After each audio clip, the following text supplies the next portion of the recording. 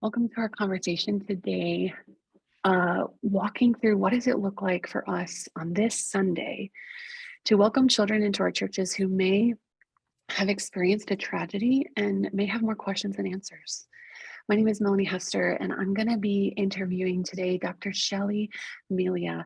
She is a licensed professional counselor, and she is also a professor of children's ministry and has had a significant impact on doing research around what does it look like for kids to have a resilient faith in the midst of trauma and tragedy. So thank you for joining this. And Dr. Shelley, thank you so much for being here with us today. Thank you, Melanie, for having me. It's a great privilege to be here with you and to have this conversation together. You know, it's such a hard one, right? It's the conversation that we all know that we need to have, but it's also the conversation that is most scary. You know, it brings the most, I think for me, the most amount of uncertainty. I don't know what that's looked like for any of those who may be watching.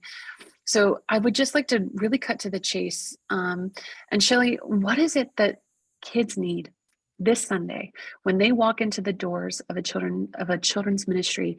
What do they need? What do they need after having experienced a significant tragedy in their life? I think the good news is that some of what they need are things that we can definitely give them. Things like familiarity, whatever routines and rituals that you typically do in your ministry. I think it's really important that you have those in place because kids take comfort in things being predictable. It actually lets their brain sort of calm down when they're in distress, when they're in a place that feels safe. So routine, ritual is important. They need us to be thoughtful and prepared as well. This looks different in different places. For some kids, for instance, in Uvalde or in Texas, where this is a little closer to home, it may be more on the forefront of what they're thinking. For other kids, maybe they're a little more distant from it and they're not thinking about it enough. So you have to know your kids, you have to know your context, you have to even know, how is my church going to address this particular tragedy? It could be that your kids are not ever in worship with adults, and so they wouldn't hear something that a pastor might say. But let's say that they were in worship with your whole family, and the pastor addresses it. Then they're going to come to you with some questions, perhaps. And so I think we've got to be thoughtful. We've got to be prepared, and maybe even ask those questions. Hey, what does Sunday look like for us as a body, as the church? And then I think we just need to remember that they're children.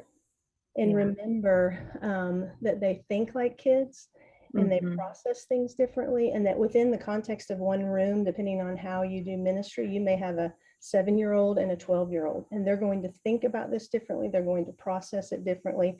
And so we've got to be really aware of their needs as kids, I think, in this particular situation. Yeah, I was reading something just the other day that talked about how often, because we're consuming media and we're reading and we're identifying what happened, is there something more to the story? We forget that the space that a child is in, they might also be listening and reading or watching some of the same things that we are. And I think it's important that you just said their developmental state of where they're at may not be the same as we're at. So what does it look like for a child to have engaged with media over the last, week with a specific tragedy that has happened? And how can we help kids to know where they're at in that space? That's a great point. I think media has such a different role in tragedy now than perhaps when you and I were kids, because we didn't have the ability to consume large amounts. Right. And we know even from 9/11, one of the things that we found, that counselors found, is that kids, when they would see those planes hit the building over and over again as news people replayed it, that some kids recounted they thought it was happening over and over again. So kids sometimes, they don't understand the difference between yesterday and today. What happened before is not happening now. And so I think that creates stress and anxiety that we didn't have as kids. And so we have to really monitor the media that our kids consume and check in with them. Hey, what have you seen? What are you thinking? What are you feeling? What questions do you have? And really being attuned to them, because I think media has the ability to compound the trauma in certain situations. Yeah. I love the way you also connect that. You connected that earlier to making sure you talk to the leadership of your church to identify if if this is something that they're going to talk about from the pulpit, right? Because that has a couple of different avenues. One that could be, if you have a service for your family that tends to be family oriented, and so the kids are in and out, you might want to help give a warning, right? That, hey, we're going to potentially share some sensitive information about this most recent tragedy. But then also making sure that what you're communicating within your children's ministry is in line with what your leadership is also going to communicate. Shelley, it's something about tragedies like this, especially when they happen to children, that makes it feel like our faith is honestly rocked, right? It causes us to look inwardly at the most inner parts of our soul and begin to ask big questions. Is that just adults? No, I mean, I think that kids come to those questions a little slower, perhaps, Yeah. than adults.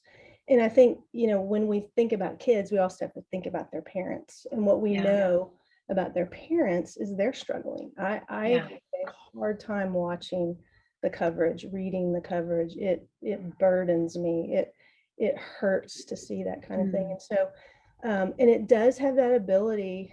Trauma and tragedy can kind of be a spiritually disorienting experience, Mhm. because we sort of have this view of God and this view of how things work. And perhaps it's even a belief like, as long as I do the right things, and as Yeah. long as I follow Jesus, then everything's going to be okay. And so when that Yeah. trauma or tragedy bursts onto the scene, we say, wait a minute, that's not what I thought was going to happen. And we really struggle with that. And so I think in some ways, we have to be thoughtful in how we teach kids to have an authentic faith that's centered around an authentic gospel. Mhm. Because I think in some ways, if we're not careful, we can unintentionally sort of preach that fairy tale gospel where Mm. everything works out in the end. Everybody gets their happily ever after if they just follow God. And so I think a reminder of verses like John 16:33 that says, in this Mm. world, you will have trouble, but take heart, for I have overcome the world. And so Right. helping families, helping children have a faith that has room for suffering, that has Mm. a theology of suffering. I know that's a big concept for kids, but if we don't sort of introduce that in age appropriate ways throughout their lifetime, then they will bump up against something like this and it will completely rock their world. Mm. So, A theology of suffering, it's so true. It's something too that we as humans want to try to avoid, right? Unless we have to experience it. mhm. And so I think when something like this brings that suffering to the very front of our existence, and it's something that we have to grapple with, this is happening on a really deep level for parents, right? I can't tell you how many social media posts I've seen over the last week of moms who are celebrating preschool being finished, or kids graduating a certain grade, or even sending them off to school the next day, and their next line is, holding my babies a little tighter today, right? Holding them a little closer today. And you can just feel the way that they're processing through that. And so specifically as the church, what does it look like as these parents and kids walk in on Sunday with this suffering at a very high level in their thoughts and minds, trying to reconcile what they're experiencing with what they know about God, right? Like, how do church leaders help those families? Well, and that's the heartbeat of what we want, right? We want to equip parents. We want churches to be able to step into that Mhm. space. And I think the reality is that we would all like sort of this to-do list. Like, here's what Mhm. you do. And here's exactly how it's going to play out. And here's the step by step. And I think the reality is that it's more about being than doing. It's more about being in the moment. It's more about being in relationship. It's more about listening. It's more about being in tune Mm. than it is in saying all the right things. So we can get focused on, I want to say all the Mm. right things, when Mm. in reality it's, I need to be the right thing. And Mm. that requires us to rely on the Holy Spirit, right? Mm, It's something that God has to do within us to minister to those folks that are in our churches. And so there's not a way that I can say, this is exactly what you need to do in your church, because every church is going to be so different. But in general, I think that we have to, just like that John 16:33 passage that says, in this world you will have trouble, that we've got to learn to pair reality, to acknowledge the suffering mhm, with some hope. And so it's being honest and saying, you know what, I don't understand why this happened either, and my mhm, heart is hurting, and I know even God is sad about this, and I don't understand how this could even happen to these children. But what I do understand and what I do know is God loves me, and God's with me, and He loves you, and He's with you. And it even says in Psalms that God is close to the brokenhearted. So I know that God is close. I also know that I have friends and family that are going to help me through this, whatever it might be.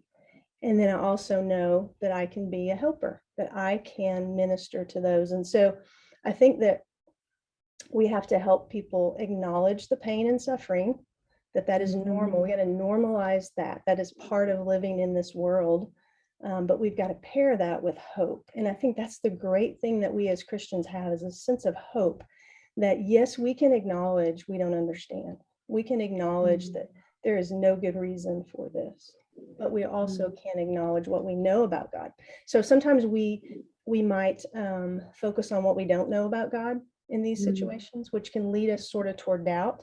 So we can focus on the fact that we don't know where God is, we don't know why He let this happen, and all of these sorts of things. But really, what's helpful at times, I think, what was helpful for me as I've gone through difficult things, is to say, okay, but what do I know about God? mhm, Where have I seen Him in the past? Help me. And sort of point back even to those Ebenezer moments in our life where we say, mhm. okay, this is really hard where I'm at right now, but I do remember a time when God helped me. And so I'm going to hang Yeah, on to that. And so it's an art of helping people acknowledge the reality, but live in the hope. yeah. I think that's such an interesting tension that you bring up, because often when someone has experienced tragedy, they are so fully in on like acknowledging the pain and the suffering, that often when we as outsiders interact with them, we try to go full opposite direction and just sit in the hope. Mhm. Right. And it's like, well, it's almost like we have to counterbalance it or something. I'm not really sure. I mean, I know from our personal experience, my husband and I have walked through the loss of a child, and after the loss of our son, there were so many people who were so well intentioned that would come and say things, that in the moment that actually really felt hurtful, Mhm. right? Because it was almost negating the suffering and the pain that we were walking through of the loss of this child in our life, and because they wanted to bring that hope, right? Mhm. So I think it's so important, what you're saying of like, how do we identify that potentially in this moment we can't connect in this particular tragedy with this person, right?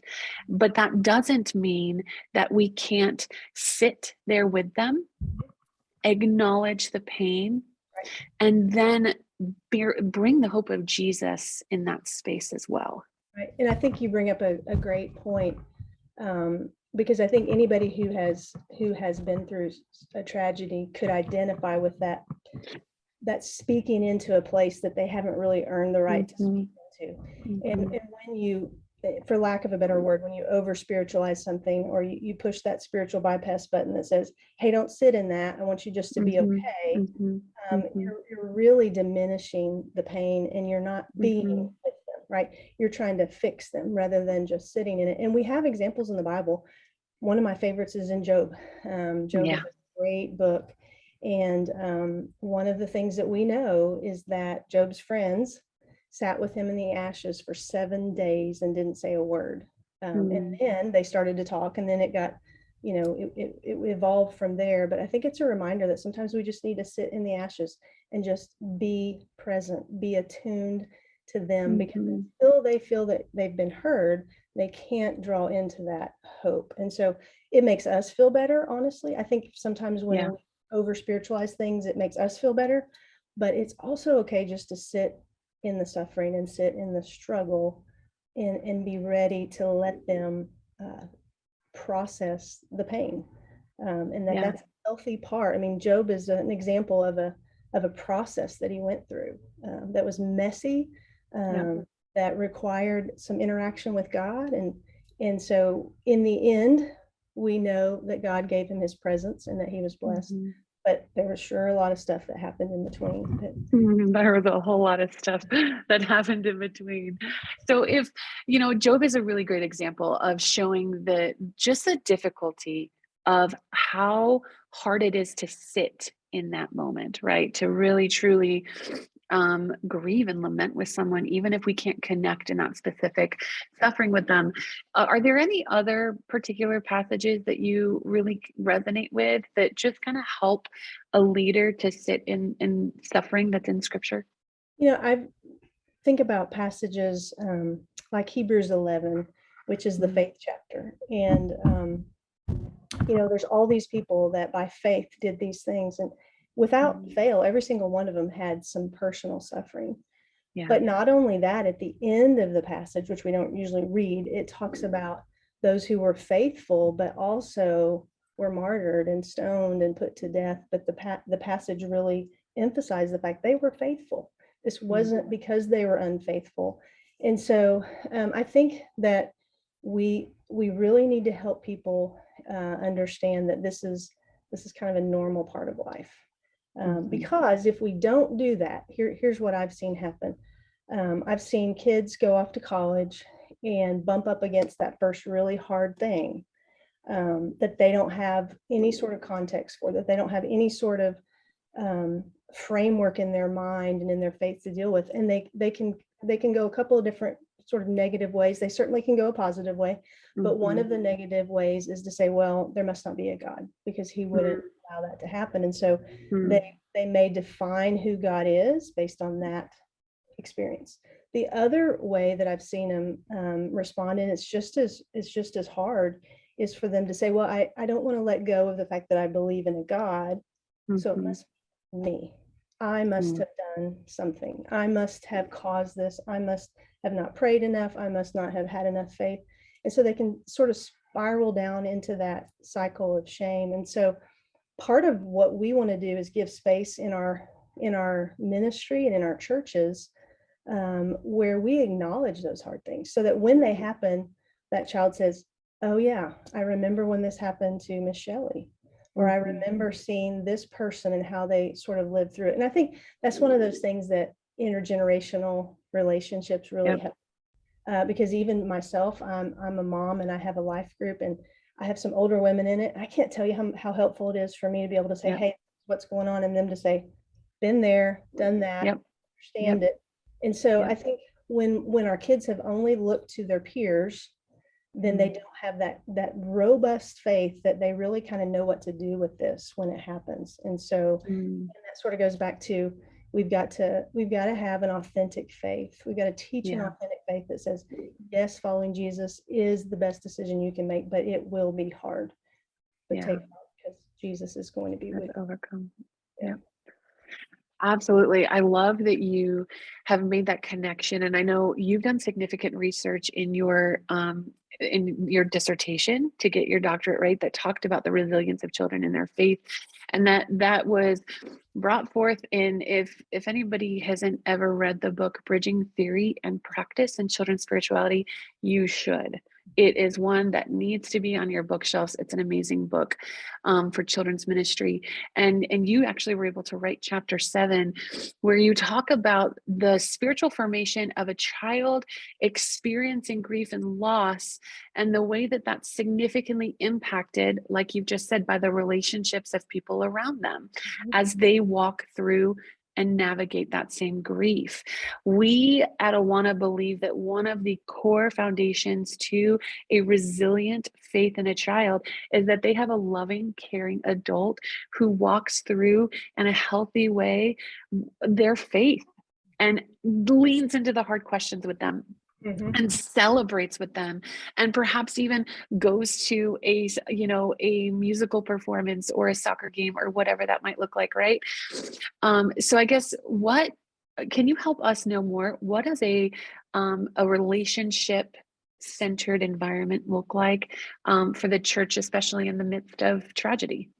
Yeah, so I truly believe, and I think research backs it up, and I think even God's design tells us that relationships really are the answer to many Mm-hmm. of these Mm-hmm. questions that we have about kids, and how to minister. And not only that, if you follow these national tragedies, you almost always hear that the person did not have relationships with people. Mm, They have become isolated. wow. So I think that our kids have a deficit in relationships. And if you look even at pop culture, so Evan Hansen, there's a song called "You Will Be Found," Yep. and that's that whole loneliness thing. That's Yep. that whole, I need somebody to see my pain. And so this Mm-hmm. this cuts across the world, whether we're spiritual or not. We all need those relationships. And so highly relational children's ministry, I know it's one of y'all's values, Mm-hmm. and it's what I found in my dissertation. It's something that I focus on, is that relationships and connections can make a huge difference. And even if Mm, it's just one adult in their life that yep. believes in them, that they can draw strength from, that cares about them, that will make a difference. So highly relational children's ministries, I think, can step into this moment a little better, because they've already done the hard work of knowing their Mm-hmm. kids. They already Mm-hmm. know the ones who already suffer a little bit from anxiety. They already know the ones who've already experienced trauma and tragedy that this might trigger. And so those highly relational environments speak to that need to belong, which I know Yeah. is one of y'all's key things: Mm-hmm. belong, believe, become. And I Yep. Yep. agree more with that. But relationships sort of provide a unique form of support in the local church, because it helps them experience God through the people. It helps them Yeah. to know this is what we do for each other. When we're in a community of faith and one of our brothers or sisters are hurting, we help them because we love them, because we love God, and because we love them. This is what we do when we help. And so highly relational environments, I think, have not been as focused upon in children's ministry in the past few years, due to lack of volunteers, due to Mm-hmm. rotating volunteers, and all those types of Mm-hmm. things. So I think it's a huge challenge for us to say, let's go back to making sure that every child that comes to our church is fully known, fully Mm-hmm. loved, and even Mm-hmm. missed when they're gone. So Mm-hmm. I teach kindergarten Sunday school, and what I need to train myself to do is not just to think about the ones that are there, but to think about who's not here today, who's Yep. not here that I need to reach out. And so we want to know those kids. We want teachers to be consistent,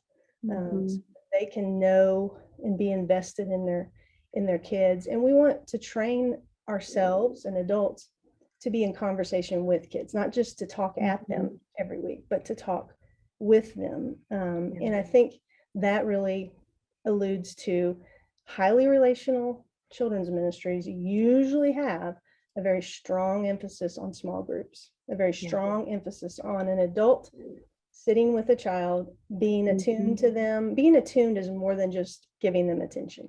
It's, I'm here, I'm listening, I'm with you, I'm eye to eye. I'm not standing on a stage trying to relate to you from afar. Certainly, people on the stage can influence. You can influence from a distance, but you can only transform up close. And so Mm. we've got to have those face to face relationships. So I hope that as you all are emphasizing that highly relational children's ministries are sort of the way that we answer some of these things, that churches will say, okay, do all of our kids have adults in their lives here at church who care about them? And if not, what are we going to do? What are we going to do about it? So that when these things happen, whether it be this tragedy or another tragedy, we've already got adults who can step into that space and very Mhm. naturally relate to kids. It's very difficult for me as a counselor to just go into a place where people don't know me and I don't know them and step into their pain. It'd be much more Mm, effective if I'm already invested. So I think that relationships are the secret sauce, and it's almost going back to the basics. But we have to be in relationship with our kids, and we have to recognize what happens when kids are not in relationships. It is devastating to them, and it's devastating to our world. yeah. I want to sit in a second for something that you just said. You said influence happens at a distance, transformation happens up close. Mm. Man, I like if we were to sit and think about that for another couple of minutes, I think that the way that that could transform, to use the same word, right? Our children's ministries could be immense to remember that it's in that face to face when that child's in your small group and they say, what happens if one of my friends die and they don't know Jesus? Mm. Right? Right. That's where the transformation happens, like that's where we are able to speak into one, how we might fear the same thing, like with our friends and loved ones. And so I wonder too, man, what does it look like for us to take the family? Like, let's not forget the parents in the midst of all of this. And with that same idea of the closeness is where the transformation happens, how do we equip parents? Mm. Because quite honestly, the church and families are in a really awkward space right now, to be super transparent. Churches want to equip the family to disciple their kids. Families don't necessarily feel confident and comfortable or even like they have the time to make that happen. So it's kind of created this stalemate Mm. within the discipleship of a child. And so we at Awana are really trying to hone into what does it look like for us to get rid of that and say, let's connect with parents, because as a children's ministry, it's family, it's the whole family all together. How do we help parents? Yeah, I think we have conversations with them about faith and about how do we help them live out their faith in front of their kids? How do we help them model their faith? And I think modeling their faith is really that up close transformation. And so we want our kids to know that when we struggle as parents, when we face something like this, here's where we run to, here's what we go to, here's the passage that we really land on. And so in some ways we've got to sort of compel parents to be a little more transparent, to be a little more authentic. And I think the younger generation is really crying out for that. They're tired of the performance-based faith, right? They just want to know, okay, how did you handle this? How did Yep. you walk through this? And so giving parents permission to not be perfect in it, to say, you know what, you don't have to be perfect in this. As a matter of fact, this sometimes we put a lot of pressure on ourselves. For instance, you know my story that my husband was killed in a car accident, and so I had to tell my kids, right, what happened. And so driving home from that hospital, lots of pressure. What am I going to say? How am I going to say it? I want to make sure I say it right. Tremendous amount of pressure. So I step into that experience. I do the best that I can. And years later, what I realize is that, yes, that conversation was important, but what was more important was all the conversations I had post that. And so helping parents just sort of relax and to know you don't have to hit this out of the park. You just have to be present. You just have to be that safe adult, that loving parent.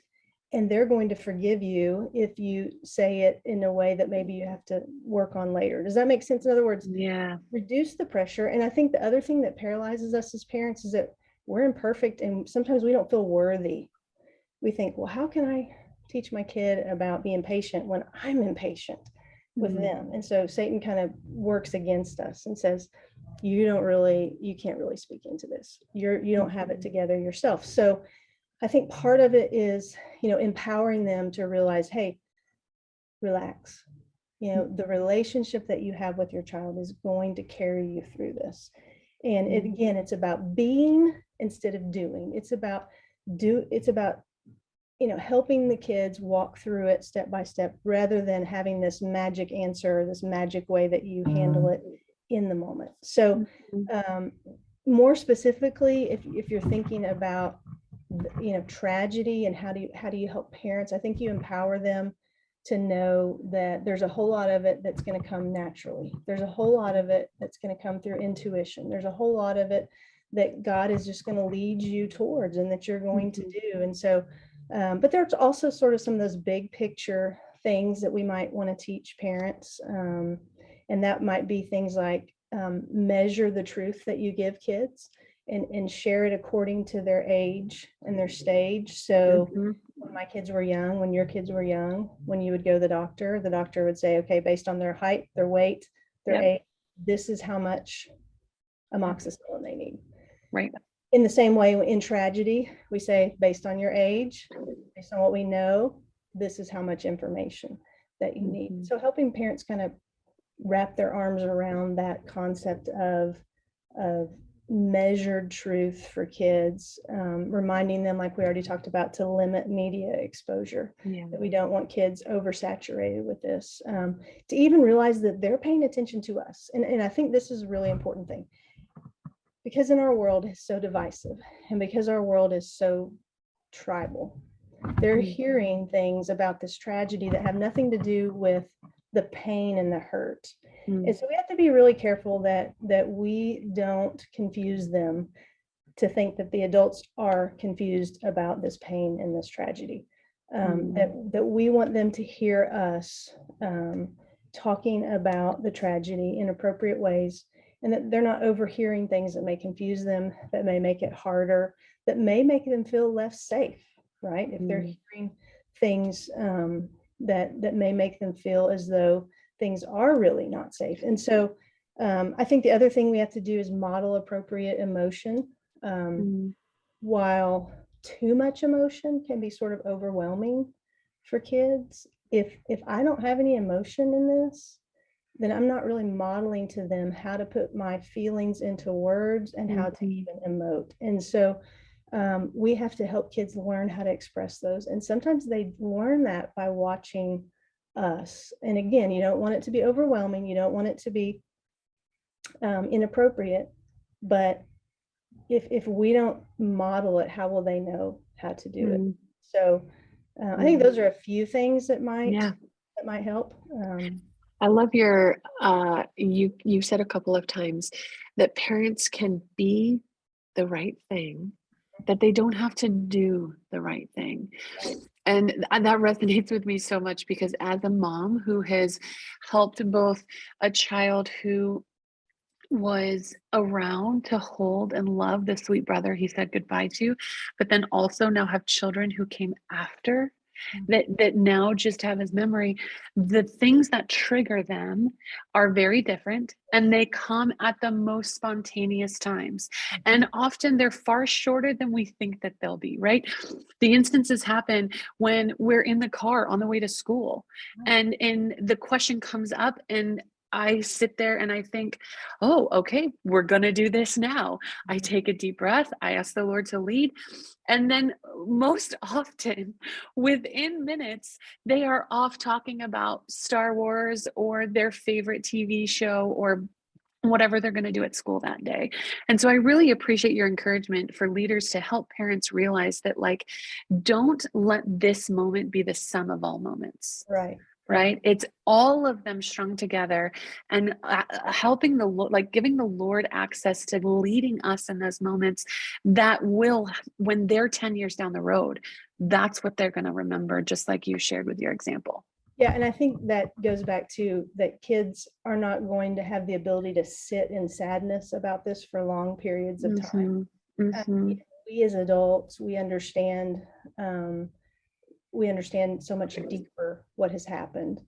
But kids come in and out of their grief. They come in and out of dealing with tragedy. They do it in bits and pieces. And so that's why I think it's so important to remember that kids still need to be kids. They still need to have fun, even in the midst of, you could be at a funeral home and a child could sort of walk up to the casket and have a moment and be sad. And the next thing you know, you're trying to get them to quit playing chase in the back. Right?